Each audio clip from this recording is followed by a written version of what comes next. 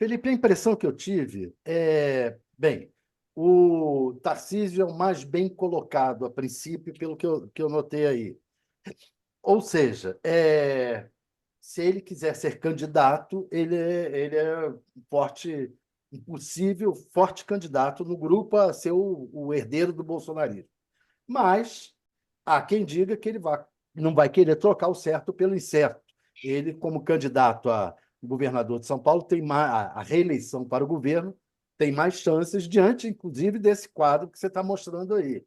É, e aí eu me pergunto, tirando o Tarcísio, qual desses outros seria o candidato mais forte?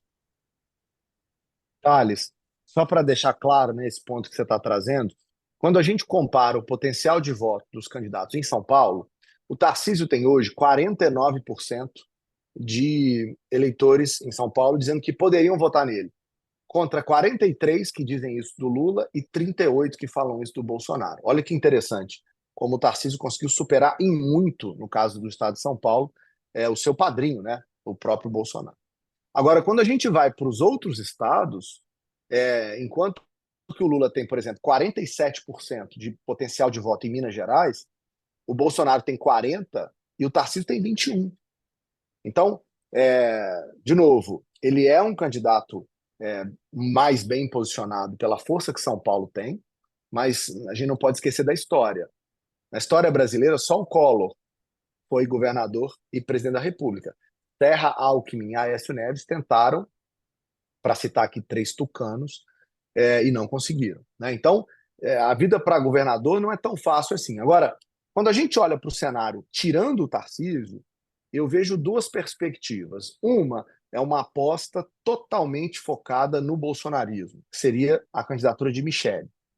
Ela é, na pesquisa que a gente acabou de publicar hoje, o nome que tem o maior percentual. Ela é a segunda opção, digamos assim, de voto em todos os estados, depois Mas do ela Tarcísio. também tem problema, porque a família Bolsonaro não quer ela como candidata. Então, ela também Ah, teria problema. Assim como o Tarcísio teria problema de abandonar a candidatura de São Paulo, a de Michelle governador. de governador, a Michelle teria problema em ser a candidata da família Bolsonaro. Aí E eu eu digo continuo a mais. pergunta. Não, e Dos eu digo outros mais. estados. Hum. Mas só para concluir ainda, Michele, Thales, que eu acho que você vai, é interessante essa sua observação, é, embora ela seja a segunda opção dentro do eleitorado bolsonarista, fora, olhando para o eleitorado como um todo, ela tem uma rejeição muito alta. Ela tem 80% de conhecimento na média, mas ela tem um grau de rejeição que supera 50% Interessante. nesses quatro estados. Então, ou seja, ela tem competitividade? Tem, mas ela também tem desafios para fora da bolha, vamos dizer assim. Perfeito. Pronto, dado que a gente então vamos imaginar o cenário em que Tarcísio é candidato à reeleição e Michele não consegue viabilizar a candidatura, na minha avaliação, o Ronaldo Caiado passa a ser uma opção por dois motivos.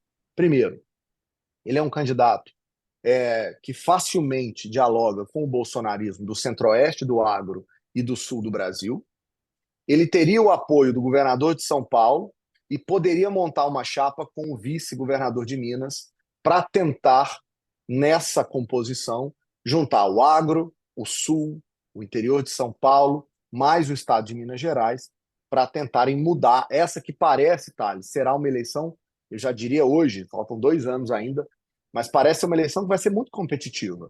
Nem Lula deve ser um candidato que vai apresentar aí uma vitória, né, muito expressiva, mas também o candidato da direita também não parece que vai ter uma vitória, se houver, expressiva. É uma eleição competitiva, exatamente por esses elementos que a gente está falando. O que está em jogo ainda é Minas Gerais. O Nordeste parece que vai com Lula, o Sul e Centro-Oeste irão, junto com São Paulo, com o candidato bolsonarista, e o que vai ser decidido é como é que Minas vai se posicionar diante desse cenário. Agora, olha, só para confirmar o que você está dizendo, isso que você está dizendo do Caiado é exatamente o que eu tenho ouvido do Centrão aqui no Congresso. O Centrão aposta muito nele, por esse desenho que você fez aí, juntar o agro, juntar Minas Gerais, juntar São Paulo e o bolsonarismo. é um perigo. Felipe, queria te perguntar um pouco fora dessa pesquisa de hoje, há tempos que queria te perguntar isso. Até que ponto as redes sociais ou as milícias sociais, o nome que tenham, influem nesses números das tuas pesquisas? Qual é o peso das redes sociais para definir o voto, que vem crescendo de eleição para eleição? Hoje, como é que está isso? Eu fico assustado quando eu leio, quando eu entro nesse negócio. Como é que você vê? Boa pergunta. Coach, eu te agradeço muito a oportunidade de falar sobre isso, porque quando a gente faz pesquisa, geralmente alguns dados passam despercebidos das pessoas, né? A gente fica aqui falando muito de avaliação de governo, a gente fala muito sobre a avaliação do próprio presidente, mas em todas as pesquisas que a Quest faz, a gente faz questão de estudar o comportamento e os hábitos de consumo de informação da população brasileira. E eu faço isso, coach, porque eu tenho estudado esse assunto, né, há muito tempo.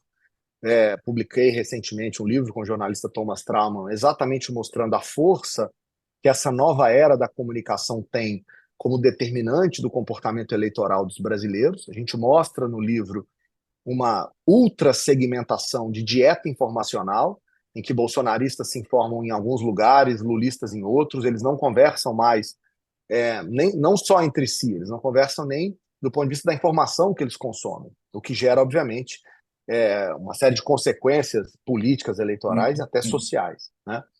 Então, que dado é interessante que eu quero chamar a atenção? A gente perguntou nos 4 estados, eu não sei se a produção do UOL, sempre que eu estou de manhã, Thales, aqui com vocês, a gente de vez em quando consegue fazer isso. Não sei se aqui agora dá para fazer.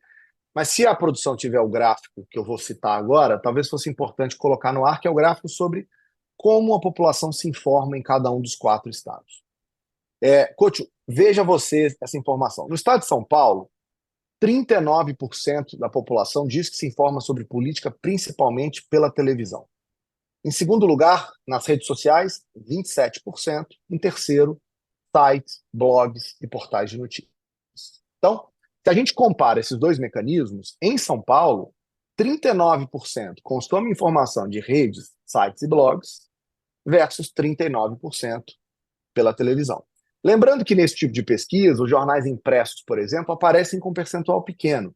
Mas quando você vai, né, investigar a fundo, a maior parte da informação que está nos sites, blogs e nas mídias sociais são Dos informações que jornais. vêm, né, dos jornais impressos. Então, há aí, claro, uma certa confusão em torno disso, mas não custa destacar o empate do digital com a televisão, que seria o meio tradicional. Quando a gente vai para Minas, 36% se informam pela TV, 41% por redes sociais, sites e blogs. No Paraná, 37% se informam pela TV e 46% se informam por redes sociais e blogs. Em Goiás, 34% se informam pela TV, é o menor percentual de todos os estados, enquanto 47%, quase metade, se informam por redes, sites e blogs. Então, Coach, eu diria que é impossível comentar política no Brasil e no mundo sem compreender os mecanismos e a força que esses algoritmos têm na produção de bolhas que fazem com que nós, cidadãos, sejamos expostos a uma dieta informacional que confirma o que a gente já acredita, o que a gente já pensa. O grande desafio de uma rede é conseguir fazer com que você fique viciado nela. E a melhor maneira que os psicólogos estudaram para fazer a gente ficar viciado em algo é fazer a gente fazer algo que nos dê prazer. Então, o que te dá prazer na informação? É você parecer que está certo. Como é que parece que você está certo? É te entregando informação e opinião que você já concorda. Isso criou no Brasil e no mundo, isso é um fenômeno que não é brasileiro, e por isso você tem a extrema-direita crescendo no mundo inteiro pelos mesmos mecanismos, é por isso que você tem uma calcificação da opinião pública em vários países, os Estados Unidos, o maior exemplo disso. Os algoritmos te forçam a consumir informação que você já acredita, com a qual você já concorda. Isso faz muita diferença. Então, coach, podíamos ficar aqui 2 horas falando disso, mas para resumir, não há como interpretar política no Brasil e no mundo sem compreender os mecanismos e os gatilhos que as redes sociais produzem nessa bolificação que a gente está vendo cada vez maior.